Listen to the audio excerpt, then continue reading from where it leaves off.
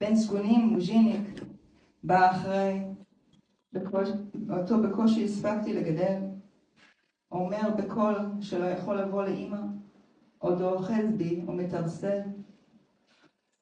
יום היינו יחד, 15 שנה, ואז כל האור נעלם בן לילה. לא בית ספר בבוקר, סנדוויצ'ים לגן, לא חיפוש אחר הנעל הנעלם. אין למי לבשל, אין לילות עם סיפורים, אין יותר אמבטיות מלאות צעצועים. לא צחוק, לא בחייה, לא הרמות קרבולים, כי הסתכלו כולם אליי למיטה. בלילות הסיוטים מתגברים, אני קמה מזיעה, מגלה שזה לא חלום עליהם, אני בכלל ערה.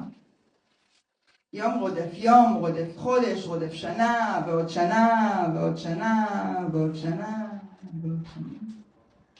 מתי אני חוזרת להיות אימא? מתבהר המציאות ואת נעלם, החלום שלי של להיות הורה מושלם. יצורי חלומות מחתו על אליי, שמגיע להם לחיות חיים בלעדיי. בלי יד אימא מכוונת, לב שומע כל שאלה, להיות שם בשבילם בכל חגיגה. לתת את הליטוף, העידוד, הברכה, לשמש להם עזר להגיע למטרה. ארץ מוכרת, ארץ זרה. מתישהו וחסד ילדיי בלילה. חשבתי שזה טעות, אולי אני הוזה. מה זאת אומרת, אני בישראל? או שיש כאן שואה? היא מחללת שבת בפרהסיה, חולה, פרוצה, 6 פעמים בחדר יולדות, ועכשיו אינה ראויה. לא ידעתי, לא האמנתי, מה פתאום להפריד ילדים מאמא שגידלה אותם עד היום?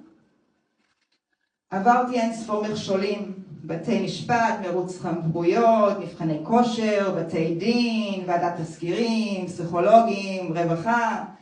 זה לא מלחמת משמורת, זו מלחמת התשה. ושום כלום לא עוזר. עשור ולא קיבלתי פסיקה, איתו כביכול אפשר לערער. זה מסודר מלמעלה בריש גלי, בפה מלא זה לא סוד שמפרידים ילדים מחרדי שעזב את המצוות. רבני הרבנות, אתם יהודים לשמצה.